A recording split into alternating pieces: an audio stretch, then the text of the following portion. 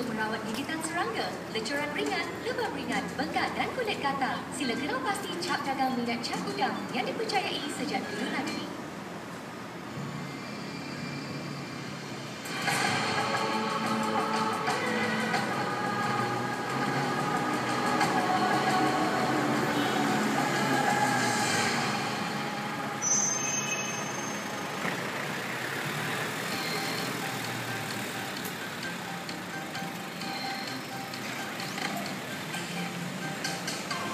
Kegemaran anda kini dalam kanister.